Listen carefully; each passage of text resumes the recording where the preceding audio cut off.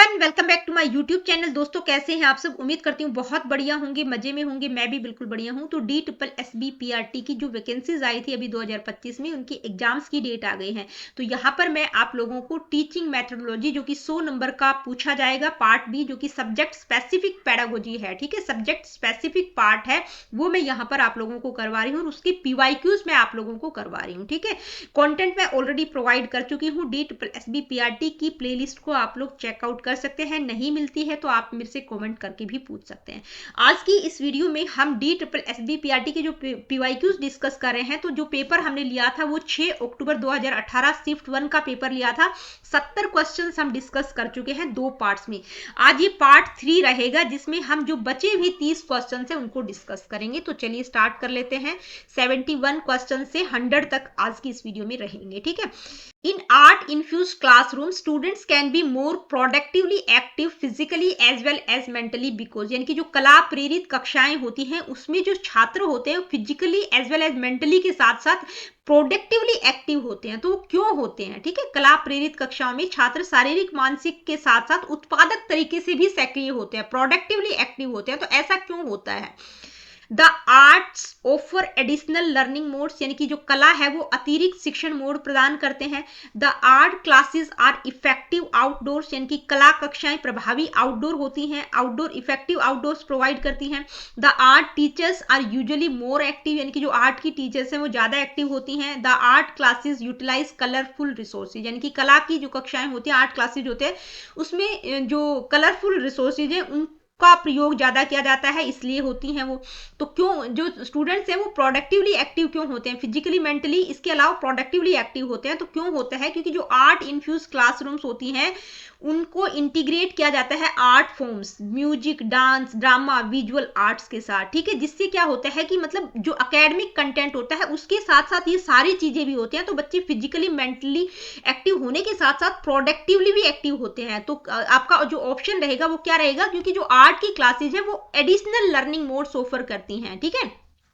This allows students to learn through multiple modes such as movement, visual, sound, creativity, ठीक है। तो ये एक मेन रीजन है कि जो एक्स्ट्रा मतलब जो कंटेंट है उसके अलावा और भी बहुत सारी चीजें हो सकती है। मूवमेंट हो गया, विजुअल हो गया, साउंड हो गया, क्रिएटिविटी हो गया, ठीक है।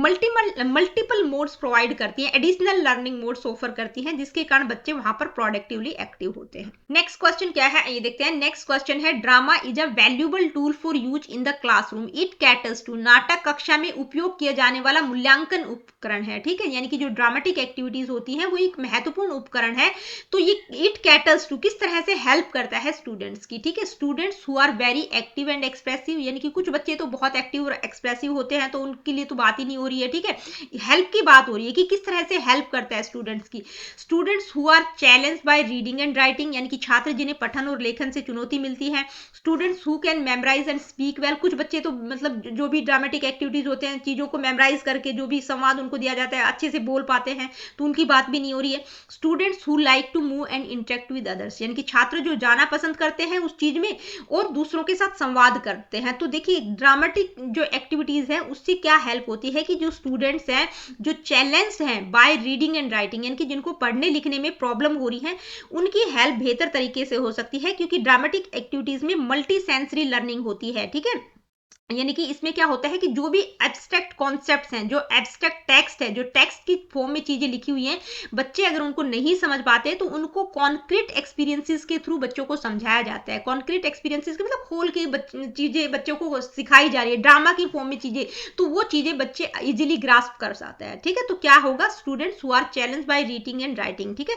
तो इसमें मल्टी सेंसरी लर्निंग होती है, जिसमें एब्स्ट्रैक्ट कॉन्सेप्ट्स को कॉन्क्रीट एक्सपीरियंस में कन्वर्ट किया जाता है, जिससे स्टूडेंट जिनको स्टैटिक टेक्स्ट चैलेंजिंग थी वो ग्रास्प कॉम्प्लेक्स आइडियाज को भी इजीली ग्रास्प कर सकते हैं, ठीक है। उनको भी वो समझ पाते हैं। अगर आप उनको बिल्कुल ड्रामा की फॉर्म में, ठीक है, ड्रामेटिक एक्टिविटीज की फॉर्म में अगर करवाएंगे तो कॉम्प्लेक्स चीजें भी बच्चों को इजी लगने लग जाती हैं। तो यही कहा गया है, ठीक है। नेक्स्ट क्वेश्चन क्या है आइए देखते हैं। Cartoons are described as humorous drawings, यानी कि जो कार्टून होते हैं वो कैसी ड्रॉइंग्स होते हैं? मतलब ऐसे ही टेढ़े मेढ़े मुंह होते हैं, मतलब इस तरह की ड्रॉइंग होती है ह्यूमरस, जिसमें बच्चों को बड़ा मजा आता है, ठीक है। विनोदी चित्रों के रूप में वर्णित वर्णित किया गया है कार्टून को। क्या आपको लगता है कि ये कला बच्चों के लिए सहायक होती है? जो कार्टून्स है वो बच्चों की हेल्प करते हैं लर्निंग में। तो क्या होगा? चिल्ड्रन लव वॉचिंग कार्टून्स, ये तो हम सभी जानते हैं, बच्चों को बहुत शौक होता है कार्टून देखने का। Cartoons are mostly based on fairy tales, यानी कि कार्टून ज्यादातर परी कथाओं पर आधारित होते हैं। Cartoons draw children's attention and create comfortable learning environment, यानी कि कार्टून क्या करते हैं? बच्चों का ध्यान आकर्षित करते हैं और सीखने का आरामदायक माहौल बनाते हैं। Cartoons are the most popular entertainment for children, यानी कि कार्टून बच्चों के लिए सबसे लोकप्रिय मनोरंजन है। तो क्या होगा? आपका ऑप्शन क्या होगा कि कार्टून जब बच्चा देखता है तो वो बिल्कुल बहुत ध्यान से देखता है, ठीक है। तो उस बच्चे का क्या होता है? बच्चे का ध्यान आकर्षित करते हैं और सीखने का एक कंफर्टेबल लर्निंग इन्वायरमेंट पैदा करते हैं। बच्चे कार्टून देखते देखते बहुत सारी चीजें सीख जाते हैं, ये हम सभी जानते हैं, ठीक है। तो आपका ऑप्शन सी करेक्ट होगा। Cartoon draw children's attention and create comfortable learning environment. Next question क्या है, आइए देखते हैं। Why gardening with kids in school helps learning, यानी कि स्कूल में बच्चों के साथ बागवानी सीखने में मदद क्यों करती है? गार्डनिंग के द्वारा बच्चे कैसे सीखते हैं, ठीक है। It addresses multiple learning styles, यानी कि इसमें कई सीखने की शैलियां होती हैं। It make school look beautiful so that children are happy, यानी कि इससे गार्डनिंग से स्कूल अच्छा दिखता है, ब्यूटीफुल दिखता है, स्कूल को सुंदर बनाता है ताकि बच्चे खुश रहें। Teachers can have some relaxing time with kids, यानी कि शिक्षकों के पास बच्चों के साथ कुछ आराम का समय हो सकता है, यानी कि रिलैक्स हो सकते हैं। रिलैक्सिंग टाइम विद किड्स, बच्चों के साथ अच्छा आरामदायक समय वो व्यतीत कर पाता है। Students can grow fresh fruits and vegetables in school, यानी कि छात्र स्कूलों में ताजा फल और सब्जियां उगा सकते हैं। तो आई होप कि आपको समझ आ गया होगा कि जो गार्डनिंग के थ्रू बच्चों को सीखने में कैसे मदद होती है, क्योंकि इसमें बहुत सारे मल्टीपल लर्निंग स्टाइल्स होती है जिससे बच्चा इंगेज रहता है, visual, physical, sensory way of learning, ठीक है। तो क्या ऑप्शन होगा? It addresses multiple learning styles. Next question क्या है, आइए देखते हैं। Being a teacher why do you think physical education is as important as school work, यानी कि एक शिक्षक होने के नाते आपको ऐसा क्यों लगता है कि भी स्कूल वर्क के साथ साथ फिजिकल एजुकेशन भी उतनी ही इंपॉर्टेंट है? क्यों है, ठीक है। In today's world many school children eat unhealthy food items, यानी कि आज के जमाने में बच्चे ज्यादातर अनहेल्दी फूड खाते हैं, इसलिए फिजिकल एजुकेशन जरूरी है। A physically active individual is more likely to be happy and healthy which makes them a better student in the classroom, यानी कि जो फिजिकली एक्टिव बच्चा होता है वो हैप्पी और हेल्दी होता है, ठीक है, अधिक खुश और स्वस्थ हो सकता है, जो उन्हें कक्षा में बेहतर छात्र बनाता है, ठीक है। नेक्स्ट क्या है? Students like to play and are always energetic during play, यानी कि छात्र खेलना पसंद करते हैं और खेल के दौरान हमेशा ऊर्जावान रहते हैं। School life is hectic for every individual, यानी कि स्कूल जीवन हर व्यक्ति के लिए व्यस्तता वाला होता है।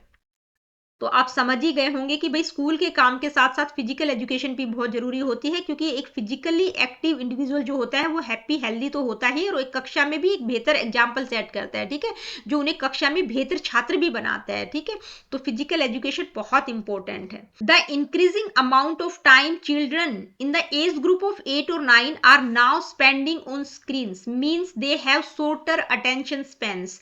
What do you suggest for the development of children in schools, यानी कि 8-9 साल के बच्चे स्क्रीन पर ज्यादातर टाइम व्यतीत करते हैं, जिससे उनके पास कम ध्यान की अवधि है, उनका शॉर्टर अटेंशन स्पैन है। तो इसके लिए आप क्या सजेस्ट देंगे, यानी कि बच्चों के विकास के लिए, स्कूल में बच्चों के विकास के लिए आप क्या सुझाव देंगे? Replace yoga with physical activities in school, यानी कि योगा रिप्लेस करेंगे योगा को फिजिकल एक्टिविटीज के साथ। Appoint a good physical education और योगा टीचर इन स्कूल, यानी कि स्कूल में एक योगा टीचर को अपॉइंट करेंगे। Introduce yoga and mindfulness classes either as part of the physical education curriculum or as an optional lunch time or after school activities, यानी कि योगा को introduce करेंगे, यानी कि माइंडफुलनेस क्लासेस योगा की होनी चाहिए, वो फिजिकल एजुकेशन मतलब करिकुलम में ही फिजिकल एजुकेशन एक पार्ट होना चाहिए, या ऑप्शनल होना चाहिए कि भाई लंच में या आफ्टर स्कूल एक्टिविटीज के बाद भी आप उस चीज पर फोकस कर रहे हैं ताकि बच्चों को कंसंट्रेट किया जा सके, ठीक है। Make parents aware of the importance of yoga for their kids, या पेरेंट्स को अवेयर करेंगे, बच्चों को योगा वगैरह करवाएं। तो आपका ऑप्शन क्या होगा? आपका ऑप्शन सी होगा, इंट्रोड्यूस करेंगे योगा को, माइंडफुलनेस क्लासेस को, कि भाई योगा का क्या बेनिफिट है, ताकि बच्चे अवेयर रहें और अपनी इस तरह के जो स्पेसिफिक प्रोग्राम आप करेंगे, चाहे लंच टाइम में या आफ्टर स्कूल एक्टिविटीज के बाद बच्चों से योगा वगैरह करवाना, तो उससे क्या होगा कि बच्चा कॉन्सेंट्रेट कर पाएगा, उसकी कॉन्सेंट्रेशन की पावर भी इंप्रूव होगी। तो आपका ऑप्शन सी करेक्ट होगा। नेक्स्ट क्वेश्चन क्या है, आइए देखते हैं। What did UNICEF and NCERT include in sex education, यानी कि यूनिसेफ यूनिसेफ और एनसीईआरटी ने यौन शिक्षा को, सेक्स एजुकेशन को किस लिए शामिल करने को कहा है? Cognitive development, information about sexually transmitted disease, taking care of feeling and emotion, social etiquettes. तो क्या होगा, देखिए कोलैबोरेशन है यूनिसेफ और एनसीईआरटी का, तो पर्टिकुलरली किस चीज पर फोकस करते हैं? एडोलसेंस एजुकेशन प्रोग्राम, ठीक है। यानी कि जब बच्चे की यौन अवस्था प्रारंभ होती है तो उस टाइम पर बच्चों को सेक्स एजुकेशन के बारे में नॉलेज प्रोवाइड करना, ठीक है, ताकि उनको इंपावर करना यंग पीपल को with accurate information to ensure their health and safety, अपनी हेल्थ और सेफ्टी के बारे में। तो आपका ऑप्शन बी करेक्ट होगा, information about sexually transmitted disease, यानी कि जो यौन संक्रमित बीमारियों के बारे में जानकारी प्रोवाइड करना। नेक्स्ट क्वेश्चन क्या है, आइए देखते हैं। Why is sex education not discussed enough in our country, यानी कि हमारे देश में यौन शिक्षा पर पर्याप्त चर्चा क्यों नहीं की जाती, क्यों हमारे देश में नहीं डिस्कस किया जाता ज्यादातर सेक्स एजुकेशन को? Sex education should not be discussed in teenage years, यानी कि किशोरावस्था में सेक्स शिक्षा पर चर्चा नहीं होनी चाहिए। Individuals above 18 years of age need sex education, note the ones below that age, यानी कि 18 वर्ष से ऊपर के व्यक्तियों को यौन शिक्षा की आवश्यकता होती है, जो उस उम्र से नीचे है उन्हें नहीं होती। Discussing sex education in our country is taboo, not acceptable in our society, यानी कि हमारे देश में यौन शिक्षा पर चर्चा करना वर्जित है, यह हमारे समाज को स्वीकार्य नहीं है। College is the correct platform for including sex education in our country, यानी कि कॉलेज हमारे देश में यौन शिक्षा शामिल करने के लिए सही मंच है। तो देखिए मेन सबसे बड़ा जो रीजन है वो क्या है कि हमारे देश में ज्यादातर सेक्स एजुकेशन पर चर्चा करना वर्जित है, ये हमारे समाज को स्वीकार्य नहीं है। तो सबसे बड़ा रीजन यही है, बाकी इनमें से कोई सा ठीक नहीं होगा। नेक्स्ट क्वेश्चन क्या है, आइए देखते हैं। What is the meaning of the Latin verb adolescere, Latin क्रिया एडोलसियर का मतलब क्या है? Affective development in teenagers, growing up in the right way, cognitive development in teenagers to grow to become mature, ठीक है। तो देखिए एडोलसियर, एडोलसेंस जो किशोरावस्था है उसकी बात हो रही है, ठीक है, जो कि एडोलसियर वर्ड लैटिन भाषा का शब्द है। एडोलसियर का मतलब है to grow to become mature, ठीक है, यानी कि परिपक्व होने के लिए विकास, यानी कि मैच्योरिटी की तरफ आप ग्रो कर रहे हैं। नेक्स्ट क्वेश्चन क्या है, आइए देखते हैं। What is the meaning of adolescent in sociological interpretation, यानी कि सामाजिक व्याख्या में किशोरा अवस्था का क्या मतलब है? एडोलसेंट का मतलब क्या है सोशियोलॉजी में? It is a transitional period between childhood and adulthood when a child moves from dependency upon parents और other adults of the family. It represents a young person in transition between the behaviors that are typical of children and the behaviors that are typical of adults. It is a period of identity formation. At this stage, the individuals begin to place him, herself in ego space time. It is a period in which the individual becomes free from adult constraints. तो देखिए ये क्या है, मैं directly आप लोगों को बता देती हूँ। ऑप्शन बहुत ही सिंपल है, आप लोगों को समझ भी आ गए होंगे। तो जो किशोरावस्था होती है वो चाइल्डहुड और एडल्टहुड के बीच में जो ट्रांजिशनल पीरियड होता है उसकी मतलब बीच की अवस्था होती है, ठीक है। चाइल्डहुड और एडल्टहुड के बीच की अवस्था होती है जहां पर बच्चा, चाइल्डहुड में क्या होता है, बच्चा डिपेंड करता है, तो वो इंडिपेंडेंसी की तरफ मूव करता है कि भाई पेरेंट्स का, एडल्ट्स का, जो भी फैमिली मेंबर्स पे वो डिपेंड है उससे वो इंडिपेंडेंसी की तरफ मूव करता है, ठीक है। तो क्या है, it is a transitional period between childhood and adulthood when a child moves from dependency upon parents और other adults of the family, यानी कि इंडिपेंडेंसी की तरफ वो मूव करता है। नेक्स्ट क्वेश्चन क्या है, आइए देखते हैं। What does physical development mean in case of adolescents, यानी कि किशोरावस्था के मामले में शारीरिक विकास का क्या मतलब है? Maturation process in which the individual grows tall and strong, यानी कि बच्चा मैच्योरेशन का प्रोसेस है जिसमें बच्चा लंबा और स्ट्रॉन्ग हो रहा है। Maturation process that leads to various physical changes, growth is accelerated, bodily shape change, primary and secondary sexual characteristics become marked. Maturation process in which an individuals cognitive development happens and individual becomes socially active.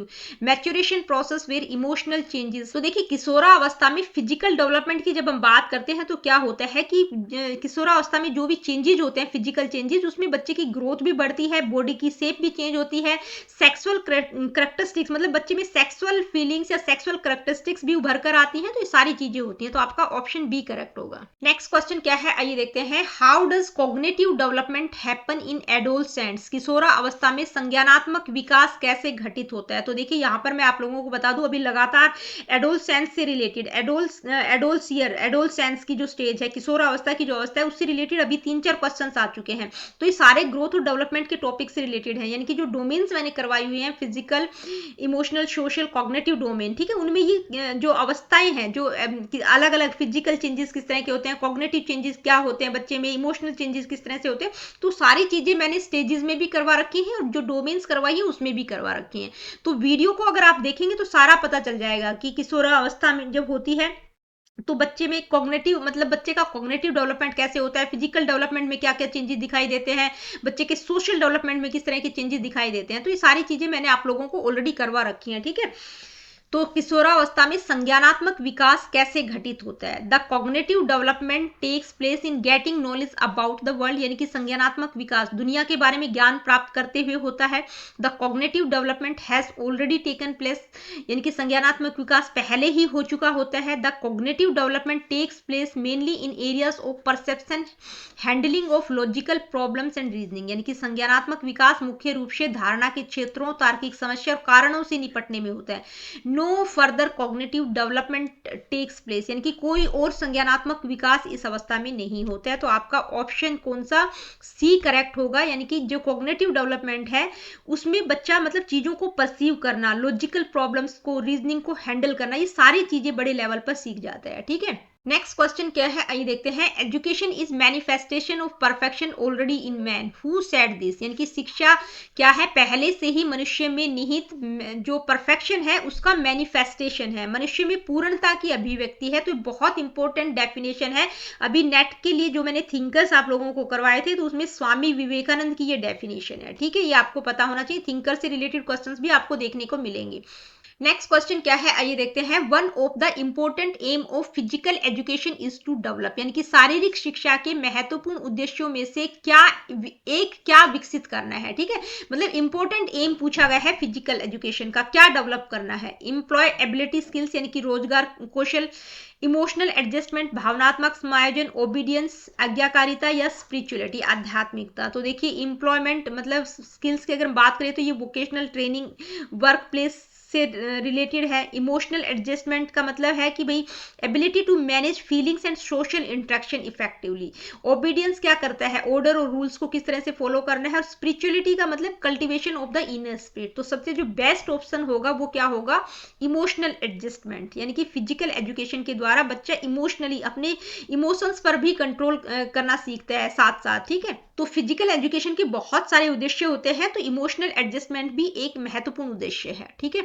Next question क्या है, आइए देखते हैं। विच of the following is not a component of physical fitness, यानी कि निम्नलिखित में से कौन सा शारीरिक फिटनेस का घटक नहीं है। इंड्योरेंस, लॉजिक, स्पीड या फ्लेक्सिबिलिटी, कौन सा नहीं है, लॉजिक नहीं है, ठीक है, सीधी सी बात है। धैर्य भी होना चाहिए, स्पीड भी होनी चाहिए, लचीलापन भी होना चाहिए, फिजिकल फिटनेस में सारी चीजें होनी चाहिए। लॉजिक कॉग्निशन से रिलेटेड है, ठीक है। नेक्स्ट क्वेश्चन क्या है, आइए देखते हैं। The Olympic motto citius altius fortius, इसका मतलब क्या है, ठीक है। ओलंपिक का आदर्श वाक्य है, क्या है, सीटीज एल्टीज फोर्टीज, इसका मतलब पूछा गया है। ये गेम्स फिजिकल एजुकेशन वाले टॉपिक से ही क्वेश्चन उठाया गया है, तो इसका मतलब मैं डायरेक्टली आप लोगों को बता देती हूँ, क्या है, फास्टर, हायर और स्ट्रॉन्ग, ठीक है। यानी कि यहाँ पर जो सीटीज है उसका मतलब है फास्टर, और एल्टीज का मतलब हायर, और फोर्टीज का मतलब है स्ट्रॉन्गर, ठीक है। तो ये किस चीज को सिंबलाइज करता है, continuous improvement, excellence and striving for better performance in sports and life, ठीक है। नेक्स्ट क्वेश्चन क्या है, आइए देखते हैं। Special Olympics are organize for which section of the population, यानी कि जनसंख्या के किस स्पेशल ओलंपिक्स किस सेक्शन के लिए, पॉपुलेशन के किस सेक्शन के लिए ऑर्गेनाइज किए जाते हैं।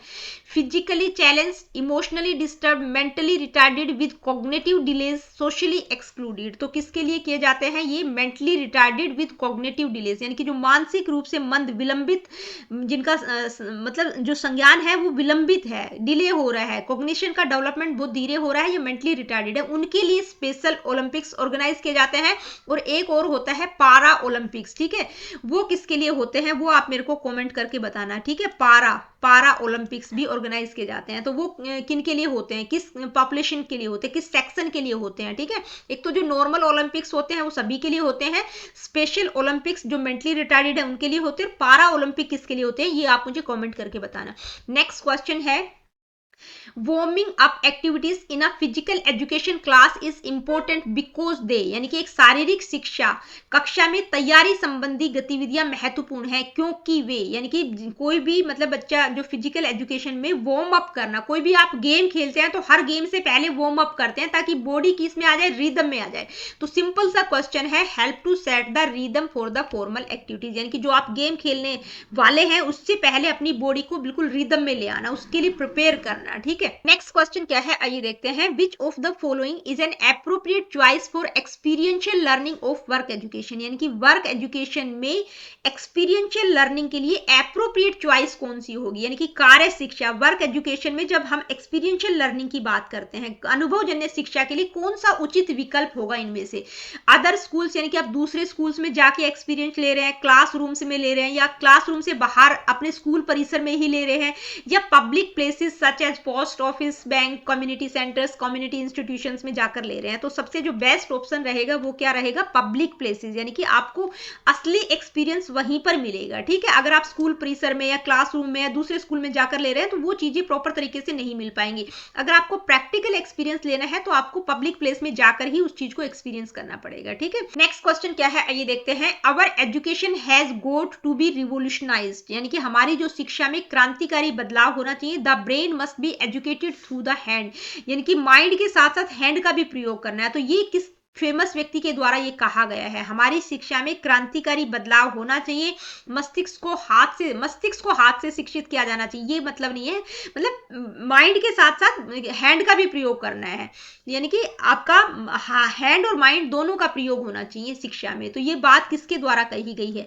ईश्वर भाई पटेल, डॉक्टर कोठारी, महात्मा गांधी और जवाहरलाल नेहरू। तो किसके द्वारा कही गई है, महात्मा गांधी के द्वारा कही गई है। ठीक है, उन्होंने एक्सपीरियंस किसकी, वर्क क्राफ्ट बेस्ड एजुकेशन की बात की है। उन्होंने बेसिक एजुकेशन स्कीम के अंदर बताया है कि वोकेशनल एजुकेशन जो है वोकेशनल और प्रोडक्टिव, यानी कि जो लर्निंग है वो वोकेशनल और प्रोडक्टिव होनी चाहिए, बच्चा करके भी सीखे। ठीक है, इसके अलावा अगर हम बात करें ईश्वर भाई पटेल की, तो उन्होंने जो है सेकेंडरी एजुकेशन कमेटी को रिव्यू किया है। डॉक्टर कोठारी क्या है, एजुकेशन कमीशन के प्रवर्तक है, एक्सपोनेंट है, उन्होंने इस कमीशन को गठित किया था। ठीक है, महात्मा गांधी की हमने बात ही कर ली। और इसके अलावा पंडित जवाहरलाल नेहरू, यानी कि उन्होंने साइंटिफिक डेवलपमेंट पर फोकस किया है। नेक्स्ट क्वेश्चन क्या है आइए देखते हैं। नेक्स्ट क्वेश्चन है the concept of work experience, यानी कि जो वर्क एक्सपीरियंस का कॉन्सेप्ट सबसे पहले किस कमीशन के द्वारा बात की गई थी, Radha Krishna commission, Mudaliar commission, Kothari commission, Ishwar Bhai Patel. तो देखिए ये वर्क एक्सपीरियंस का कॉन्सेप्ट किसके द्वारा दिया गया था, कोठारी कमीशन के द्वारा। ठीक है, ध्यान में रखना है, ये तो फैक्चुअल चीज है।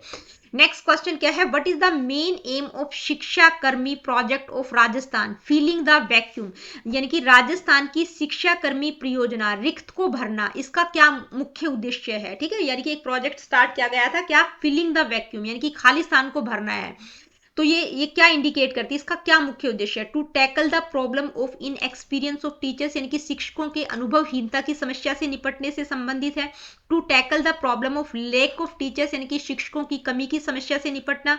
To tackle the problem of teacher absenteeism, यानी कि शिक्षक अनुपस्थिति की समस्या से निपटना। To tackle the problem of disinterest among teachers, यानी कि शिक्षकों के बीच असंतोष की समस्या से निपटना, यानी कि उनको इंटरेस्ट ही नहीं है। तो देखिए किससे रिलेटेड है कि ये जो प्रॉब्लम है ये जो शिक्षक अनुपस्थिति की समस्या से निपटने से रिलेटेड है, यानी कि शिक्षा कर्मी प्रोजेक्ट एम का मतलब है कि filling the gap of absent teachers in rural and inaccessible areas by appointing trained local teachers, यानी कि जो ऐसी जगह जहां पर टीचर जाना ही नहीं चाहते, ठीक है, जो टीचर एब्सेंट रहते हैं, तो उस गैप को फिल करने के लिए ये स्टार्ट की गई थी। कौन सी प्रॉब्लम, शिक्षक अनुपस्थिति की समस्या से निपटने से संबंधित है। ठीक है, यानी कि जो टीचर एब्सेंट रहते थे, जो रूरल और एन एक्सेसिबल एरियाज हैं, वहां पर ट्रेन्ड और लोकल टीचर्स को अपॉइंट करने से रिलेटेड है। नेक्स्ट क्वेश्चन क्या है आइए देखते हैं, which is the correct expanded form of VES. देखिए ये वीईएस नहीं है, क्या है, वीईसी है ये। ठीक है, वीईसी है, village enhance committee, village education committee, village experience committee, village excursion committee. तो क्या होगा, विलेज एजुकेशन कमेटी। ठीक है, यहाँ पर भी गलत लिखा हुआ है, वीईएस नहीं है, वीईसी है ये ग्रास रूट लेवल बॉडी होती है जो सपोर्ट और मॉनिटर करती है स्कूल एजुकेशन को एट द विलेज लेवल। ठीक है, नेक्स्ट तो आपका आंसर क्या करेक्ट रहेगा, विलेज एजुकेशन कमेटी। तो फुल फॉर्म VEC है, VES नहीं है ये, ठीक है। नेक्स्ट क्वेश्चन क्या है आइए देखते हैं। The president of VEC, VEC का अध्यक्ष कौन होता है, यानी कि विलेज एजुकेशन कमेटी का अध्यक्ष कौन होता है? टीचर, पेरेंट, हेडमास्टर या ग्राम सरपंच। तो इसका अध्यक्ष ग्राम सरपंच होता है, ठीक है, ये आपको ध्यान में रखना है। नेक्स्ट क्वेश्चन क्या है आइए देखते हैं। World declaration on education for all was done in which of the following conferences, यानी कि सभी के लिए शिक्षा पर विश्व घोषणा पत्र निम्नलिखित सम्मेलनों में से किसमें किया गया था, कहां पर हुआ था ये सम्मेलन, ठीक है। तो कौन सा, यानी कि ये क्या है, क्वेश्चन में क्या है कि जो लोकेशन पूछी गई है, जो इंटरनेशनल कॉन्फ्रेंस हुई थी 1990 में जो कि ग्लोबल एजुकेशन को प्रमोट करने के लिए, तो वो सम्मेलन कौन सी जगह पर हुआ था? तो वो सम्मेलन जो है जोमेटियन, जो कि थाईलैंड में एक जगह है, वहां पर ये कॉन्फ्रेंस हुई थी, ठीक है। कौन सा जगह का नाम क्या है? जोमेटियन, और ये जोमेटियन प्लेस कहां पर है? थाईलैंड में है, ठीक है। नेक्स्ट क्वेश्चन क्या है आइए देखते हैं। Schools must take frequent help from which of the following groups for the academic progress of students, यानी कि छात्रों के एकेडमिक प्रोग्रेस में स्कूल को फ्रीक्वेंट हेल्प किससे लेनी चाहिए? इनमें से जो नीचे दिए गए हैं ऑप्शंस, भाई स्टूडेंट्स, सोसाइटी, पेरेंट्स या कॉमर्शियल ग्रुप। तो कॉमर्शियल ग्रुप भी गलत है, स्टूडेंट से हेल्प नहीं लेंगे, सोसाइटी की हेल्प भी कोई बेनिफिशियल नहीं होगी किसी भी बच्चे की प्रोग्रेस के बारे में, एकेडमिक प्रोग्रेस के बारे में। तो स्कूल किससे फ्रिक्वेंटली हेल्प ले सकते हैं? उनके पेरेंट्स से जान सकते हैं बच्चों के बारे में, ठीक है। तो पेरेंट्स की हेल्प वो ले सकते हैं फ्रिक्वेंटली। तो आपका ऑप्शन क्या रहेगा? सी, पेरेंट्स। नेक्स्ट क्वेश्चन क्या है आइए देखते हैं। विच of the following is not a member of SMC। SMC का मतलब स्कूल मैनेजमेंट कमेटी, यानी कि निम्नलिखित में से कौन सा स्कूल मैनेजमेंट कमेटी का सदस्य नहीं होता? Students, teachers, literate parents, literate community members. तो देखिए स्टूडेंट नहीं होते, बाकी टीचर, पेरेंट्स और कम्युनिटी मेंबर्स हो सकते हैं, ठीक है। तो क्या ऑप्शन रहेगा? सॉरी, स्टूडेंट नहीं होता। नेक्स्ट क्वेश्चन क्या है आइए देखते हैं। What is the role of leading teachers, यानी कि प्रमुख शिक्षकों की भूमिका क्या होती है, यानी कि जो लीडिंग टीचर्स है उनका क्या रोल रहता है? इंप्रूवमेंट ऑफ स्कूल, यानी कि स्कूल में सुधार करते हैं। Improvement of management and supervision, प्रबंधन और पर्यवेक्षण में सुधार करते हैं। Improvement of skills, knowledge and performance, कौशल, ज्ञान और प्रदर्शन में सुधार। इंप्रूवमेंट ऑफ टेक्नोलॉजी, तो किसमें सुधार करते हैं, किसमें हेल्प मिलती है? Improvement of skills, knowledge and performance, ठीक है। क्योंकि मैनेजमेंट से रिलेटेड बातें नहीं आएंगी, क्योंकि टीचर की बात हो रही है। जो लीडिंग टीचर, प्रमुख शिक्षक होता है, उसकी क्या भूमिका होती है? वो स्किल्स को इंप्रूवमेंट करने में, नॉलेज और परफॉर्मेंस को इंप्रूवमेंट करने में हेल्प करते हैं। नेक्स्ट क्वेश्चन क्या है आइए देखते हैं। Horizontal upgrading and vertical upgrading are related with which of the following groups, यानी कि क्षैतिज उन्नयन और ऊर्ध्वाधर उन्नयन निम्नलिखित समूह में से किससे संबंधित है? प्री सर्विस टीचर्स, यानी कि जो टीचर्स अभी सर्विस में आए नहीं है, जो पहले ट्रेनिंग कर रहे हैं, उनसे रिलेटेड है। इन सर्विस प्रिंसिपल्स, यानी कि सेवारत प्रिंसिपल से रिलेटेड है। ट्रेंड प्रिंसिपल्स, जो प्रशिक्षित प्रिंसिपल है, उनसे रिलेटेड है। इन सर्विस टीचर्स, तो देखिए हॉरिजॉन्टल अपग्रेडिंग और वर्टिकल अपग्रेडिंग जो है इन सर्विस टीचर्स से रिलेटेड है, ठीक है। अब ये हॉरिजॉन्टल अपग्रेडिंग और वर्टिकल अपग्रेडिंग क्या होती है? तो देखिए ये दो कॉन्सेप्ट्स हैं जो कि टीचर, जो इन सर्विस टीचर्स हैं, जो सर्विस लगे हुए टीचर्स हैं, उनके प्रोफेशनल डेवलपमेंट से रिलेटेड है। हॉरिजॉन्टल अपग्रेडिंग का मतलब सेम लेवल पर हो रहा है, ठीक है, लेवल सेम है कि भाई टीचर्स की नॉलेज और skills at the same level पर इंप्रूव हो रही है। जैसे रिफ्रेशर कोर्स हो गए, ठीक है, अपडेट रहना, ठीक है, रिफ्रेशर कोर्सेज हो गए, वर्कशॉप हो गया, ओरिएंटेशन प्रोग्राम्स हो गए, शॉर्ट टर्म ट्रेनिंग होगी, वो, ठीक है, हॉरिजॉन्टल अपग्रेडिंग मतलब इसमें लेवल सेम है। वर्टिकल में जो लेवल है वो ऊपर हो रहा है, ठीक है, बढ़ रहा है। तो ये किससे रिलेटेड है? क्वालिफिकेशन एंड स्टेटस, सच है जैसे हायर डिग्री एक्वायर कर रहा है, किसी ने मतलब एमफिल करा हुआ था वो PhD कर रहा है, या प्रमोशन हो रहा है, या हायर प्रोफेशनल उसका रोल जो है वो बढ़ रहा है, कि पहले TGT टीचर था वो PGT हो रहा है, ठीक है। तो वर्टिकल अपग्रेडिंग, तो ये दोनों टाइप की अपग्रेडिंग क्या करती है? इनहेंस करती है कॉम्पिटेंस, एफिशिएंसी और कैरियर ग्रोथ को। कौन से टीचर्स? जो ऑलरेडी सर्विस में है। नेक्स्ट क्वेश्चन क्या है आइए देखते हैं। NCERT की फुल फॉर्म क्या है, या NCERT किससे रिलेटेड है, का क्या अर्थ है? Research in education, research in economic field, research in ecology, research in environmental issues. तो NCERT क्या का फुल फॉर्म क्या है? National council of educational research and training, यानी कि एजुकेशन में रिसर्च से रिलेटेड है, ठीक है। तो आपका ऑप्शन ए करेक्ट रहेगा। अब NCERT के बारे में थोड़ा सा नॉलेज आपको पता होना चाहिए। तो ये क्या है, इसका मतलब क्या है, फुल फॉर्म क्या है? National council of educational research and training. ये नेशनल लेवल ऑर्गेनाइजेशन ऑर्गेनाइजेशन है इंडिया का, कब स्टेब्लिश किया गया था? 1961 में किया गया था। ये advise the central and state governments on academic matters related to school education. ठीक है, सेंट्रल और स्टेट गवर्नमेंट को एडवाइज करता है एकेडमिक मैटर्स के बारे में, स्कूल एजुकेशन से रिलेटेड है। प्रिपेयर क्या करता है? Text books, curriculum frameworks, teacher training programs and educational research material for school education. तो ये बेसिक सी इंफॉर्मेशन थी, एनसीईआरटी के बारे में पता होना चाहिए। सबसे ज्यादा जरूरी है कि कब स्टैब्लिश किया गया था, एजुकेशन में रिसर्च से रिलेटेड है। ठीक है, तो दोस्तों आज जो है आपका 2018 का शिफ्ट 1 का जो पेपर था 6 अक्टूबर का, ये कंप्लीट होता है। इसके बाद दूसरा पेपर हम लेंगे 2018 का ही, कोई और पेपर लेंगे। ठीक है, तो उसको डिस्कस करेंगे। ये सारे के सारे पीवाईक्यूज हैं, आप चेकआउट कर सकते हैं, गूगल से निकाल के भी देख सकते हैं कि भाई यही पेपर है कि नहीं। तो सारे के सारे क्वेश्चन मैंने करवा दिए हैं। नेक्स्ट वीडियो में नेक्स्ट पेपर स्टार्ट करेंगे। तो मिलती हूँ आप लोगों से अपनी अगली वीडियो में। Really good, take care of yourself. देखिए वीडियो सेशंस आप लोगों के लिए हेल्पफुल है तो लाइक शेयर, चैनल को सब्सक्राइब आप कर सकते हैं। किसी प्रकार का क्वेश्चन, क्वेरीज, फीडबैक आपका है, do comment in the comment section, जो कि आप बिल्कुल भी नहीं करते हैं तो कमेंट करके मेरे को जरूर बताया करो। और इसके साथ एक रिक्वेस्ट और है आप लोगों से कि वीडियो को हाइप जरूर कर दिया करो। जितने भी बच्चों के लिए सेशन बेनिफिशियल है तो प्लीज वीडियो को हाइप जरूर कर दिया करो, ताकि मेरा चैनल भी सर्च इंजन में आ जाए।